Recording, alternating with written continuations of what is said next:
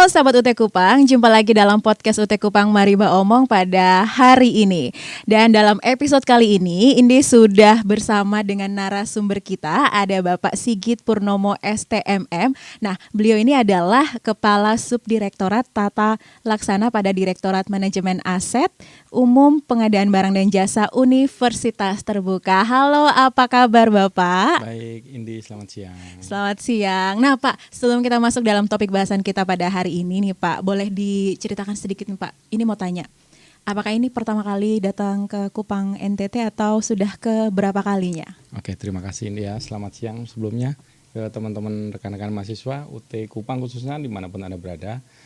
Saya ke Kupang itu sudah mungkin sekitar 5 kali dan cukup nyaman juga ke Kupang jalan-jalannya. Nyaman ya Pak ya? Tugas sambil jalan-jalan dan menikmati alam ya, Pak, yang ya? bagus ya, dan kulinernya cukup luar biasa. Enak, baik. Ya. Nah Pak, sebelumnya nih Pak, boleh agak didekatkan lagi nih Pak, mohon izin ya Pak ya, mikrofonnya. Oke. Iya, oke, baik, sudah pas ya. Iya. Nah, berarti impressionnya asik ya Pak ya? Asik dong. Kulineran udah sampai mana tadi? Makan siang kemana nih Pak? Makan ikan apa tadi namanya ya? Oh, ikan kuah asam. Ikan kuah asam, tenau ya. Ini orang-orang Kupang pasti tahu nih, udah dicobain kok sama Pak Sigit. Siap. Nah Pak, ngomong-ngomong nih ke Kupang ya, boleh diceritain sedikit agenda ke Kupang kali ini tuh ngapain aja Pak? Jadi agenda utamanya hari ini kita adalah pendampingan dan BIMTEK tentang pengarsipan digital. Jadi UT itu kan mengembangkan arsip digital karena kita sudah menggunakan naskah dinas digital dan namanya panutan ya. Betul. Untuk pembuatan naskah dinas dan persuratan itu, dan kita sekarang mengembangkan arsip digital. Kita 2 hari ke Kupang dalam rangka BIMTEK dan pendampingan buat teman-teman UT daerah Kupang. Iya. Gitu. Wow. Ini berapa hari Pak kegiatannya? Kami datang kemarin dan rencananya hari Sabtu kembali. Baik. Untuk kegiatan efektif 2 hari. 2 hari. Oke. Nah, baik Pak. Ini kita langsung aja nih ya Pak ya. Topik kita hari ini sahabat UT Kupang dan seluruh masyarakat NTT yang menyaksikan, kita akan membahas tentang jaringan dokumentasi dan informasi hukum atau disingkat JDIH Universitas Terbuka dan juga bagaimana pemanfaatannya. Langsung saja nih Pak, kita ke topik bahasan kita. Boleh dijelaskan sedikit nih Pak tentang apa sih itu JDIH ya, dan bagaimana sih awal terbentuknya tuh gimana Pak? Terima kasih. Jadi JDIH UT, Jaringan Dokumentasi dan Informasi Hukum UT ini adalah salah satu sistem informasi yang kita kembangkan sebagai wadah pendayagunaan untuk penyebarluasan menyampaikan informasi khususnya tentang produk hukum ya, yang sifatnya publik, dapat diakses oleh semua orang. Di situ ada dokumen hukum yang berupa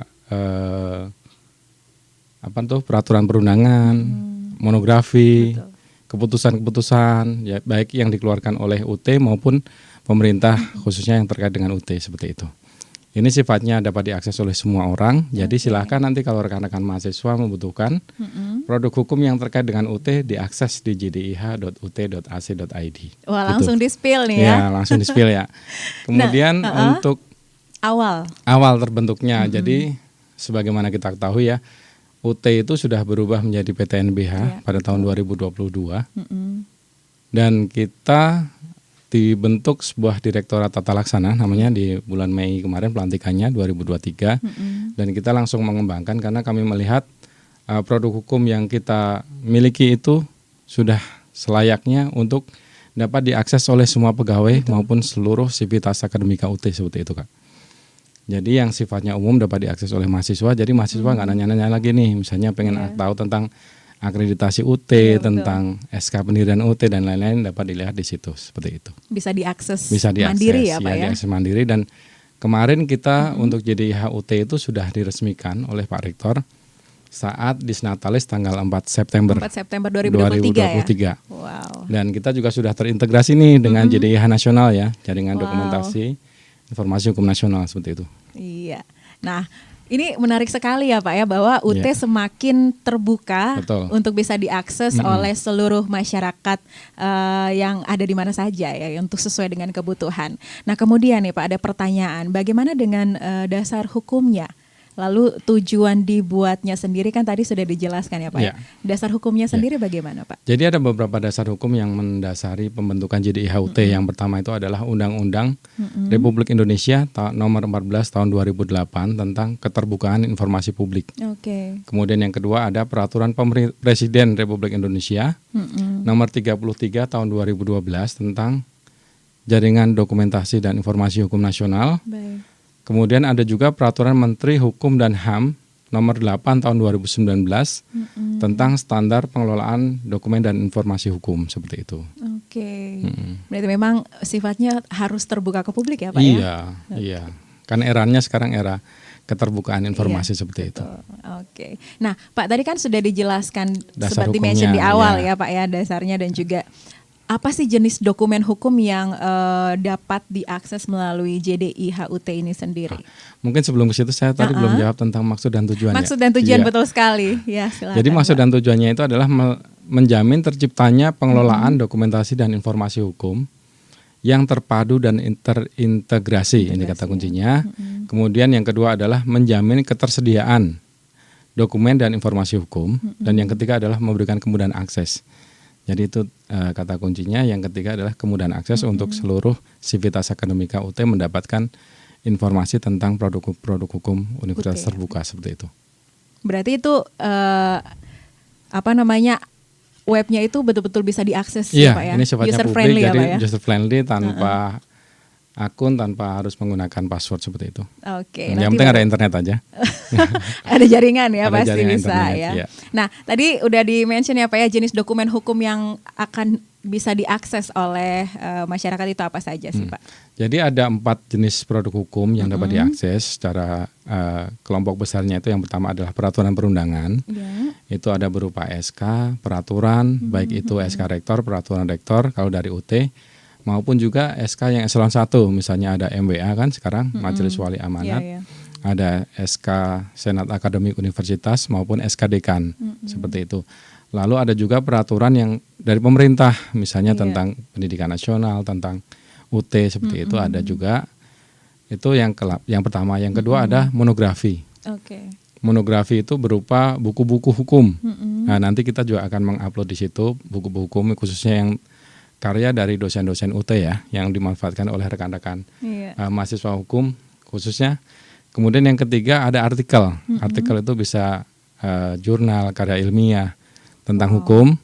Lalu yang terakhir adalah jurisprudensi atau keputusan pengadilan. Khususnya ini yang sifatnya umum ya, dapat diakses kayak kemarin putusan pengadilan atau putusan MA tentang gugatan usia calon wakil presiden seperti itu kan. Jadi kita ada juga seperti itu. Silahkan nanti dipelajarin mahasiswa rekan-rekan mahasiswa hukum ya. Pastinya bisa dilihat di yang situ. prodi hukum ini ya Pak Iya, ya. iya. Tapi mahasiswa yang lain, prodi lain juga boleh kok mau lihat. Betul. Juga silakan. Oke, berarti itu kalau tidak salah JDIH itu masuk jenis dokumen yang itu perpustakaan ya Pak ya? Iya, itu sebagai perpustakaan hukum. Perpustakaan ya, hukum kategorinya ya. sebagai perpustakaan hukum. Iya, baik. Nah, Pak, siapa saja sih yang dapat mengakses platform ini, Pak? Jadi JDIH itu bersifat umum, dapat diakses oleh publik siapapun, dimanapun.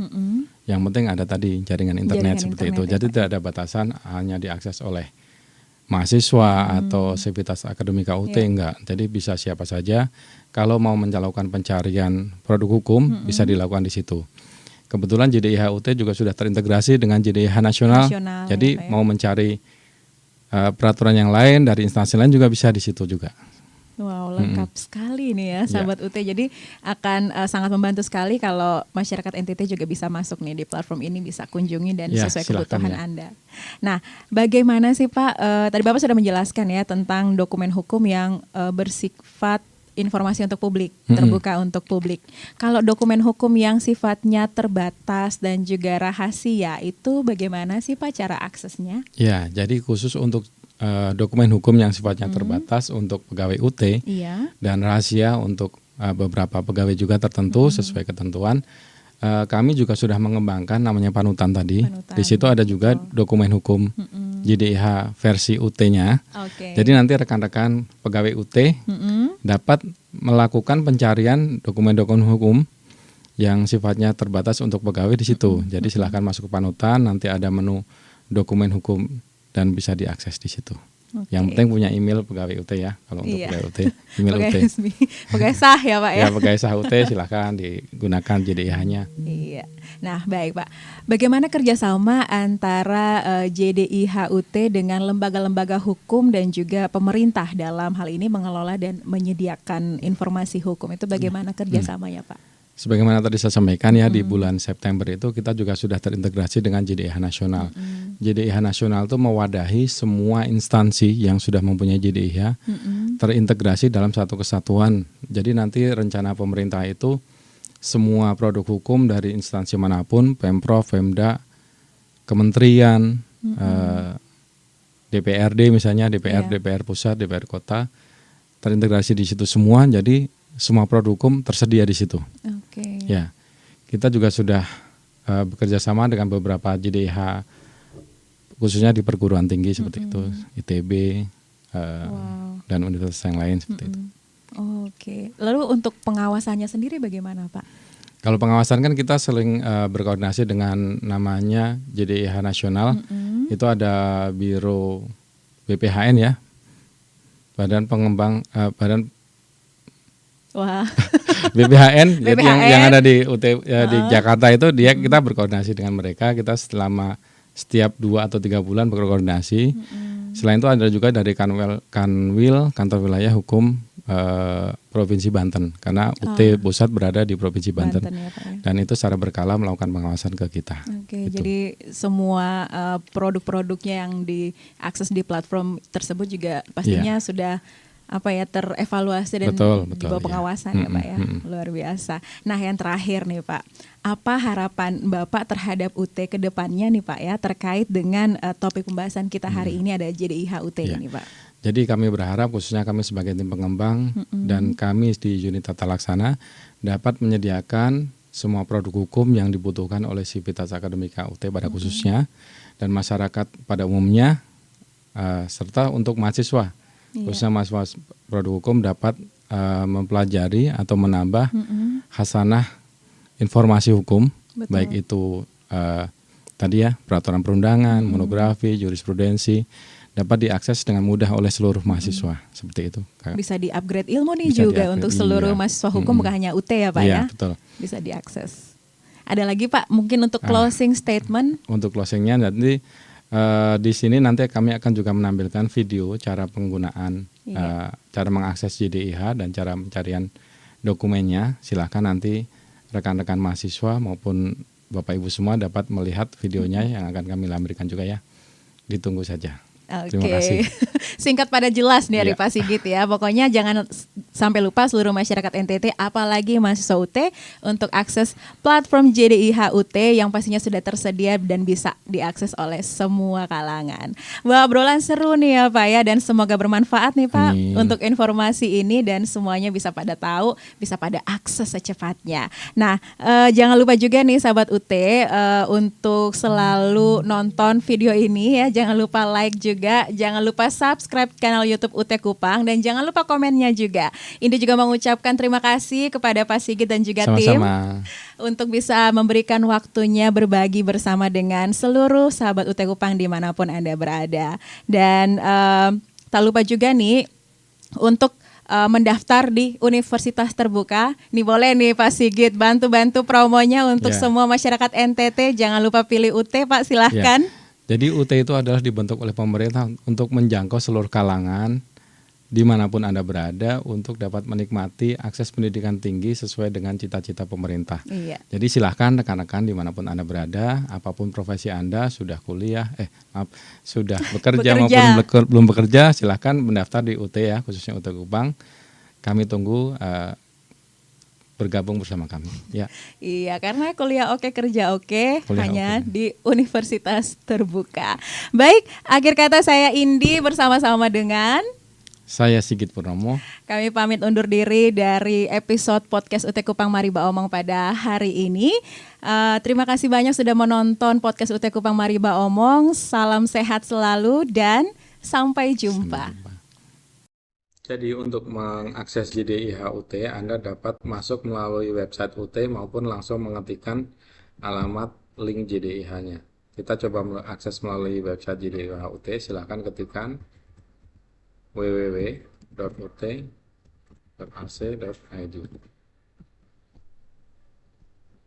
Anda dapat memilih menu di sumber publik. Di sini ada beberapa fitur menu. Silahkan pilih di JDIH. Klik lebih lanjut dan Anda akan langsung terhubung di JDIH UT. Cara kedua, Anda dapat mengetikkan setelah masuk ke Chrome, silahkan ketik jdih.ut.ac.id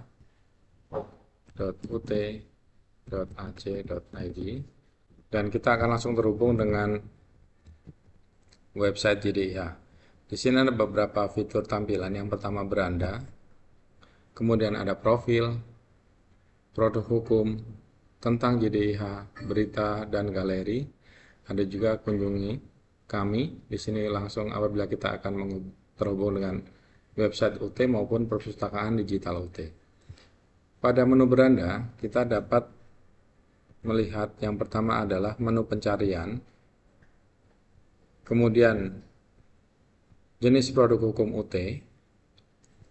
Ada 4 jenis produk hukum. Yang pertama adalah peraturan perundangan yang berisi SK maupun keputusan, lalu monografi berisi buku-buku hukum, kemudian artikel berisi jurnal maupun karya ilmiah, dan jurisprudensi atau putusan pengadilan.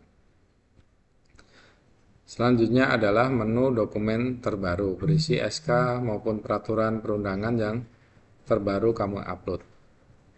Lalu tautan, di sini adalah beberapa link JDIH yang terintegrasi dengan JDIH UT. Dan yang terakhir, indeks kepuasan masyarakat untuk memberikan penilaian terhadap pemanfaatan website JDIH UT. Dan yang terakhir adalah kita dapat melihat data kunjungan masyarakat yang mengakses JDIH. Kemudian menu profil berisi sekilas sejarah tentang JDIH nasional maupun survei kepuasan. Sekilas sejarah berisi tentang sejarah pembentukan jaringan dokumentasi dan informasi hukum nasional. Kemudian untuk survei kepuasan akan berisi beberapa pertanyaan yang merupakan indikator kepuasan pengunjung JDIH UT sebagai bahan kami untuk melakukan perbaikan maupun penilaian terhadap penggunaan JDIH. Lalu produk hukum ini untuk melakukan pencarian secara lebih lanjut. Kemudian tentang JDIH UT berisi sejarah pembentukan JDIH UT, dasar hukum maupun maksud dan tujuan pembentukan JDIH. Lalu ada fitur berita yang berisi beberapa informasi kegiatan yang sudah tim kami lakukan ke beberapa instansi maupun agenda tentang penguatan JDIH. Dan yang terakhir adalah menu galeri UT, berisi foto-foto dokumentasi tentang kegiatan JDIH UT. Kemudian bagaimana untuk melakukan pencarian produk hukum? Apabila belum mengetahui perihalnya secara detail, kita dapat melakukan pencarian melalui beranda. Silahkan ketikkan kata kuncinya, misalnya tentang pendirian Universitas Terbuka, dapat menemukan SK Presiden Republik Indonesia nomor 41 tentang pendirian Universitas Terbuka. Silahkan diklik, nanti akan berisi data dokumen tentang SK tersebut. Kemudian untuk melihatnya silahkan pilih menu lihat atau untuk mengunduhnya bisa dipilih di menu unduh. Coba kita lihat SK-nya. Berisi keputusan Presiden RI nomor 41 tahun 84 tentang pendirian Universitas Terbuka. Kemudian apabila mencari produk hukum yang sudah kita ketahui lebih detail atau lebih lanjut, kita dapat menggunakan menu di produk hukum, misalnya untuk peraturan perundangan. Di sini ada beberapa fitur pencarian. Yang pertama melalui judul, nomornya, maupun jenis produk hukumnya, maupun tahun pembuatannya.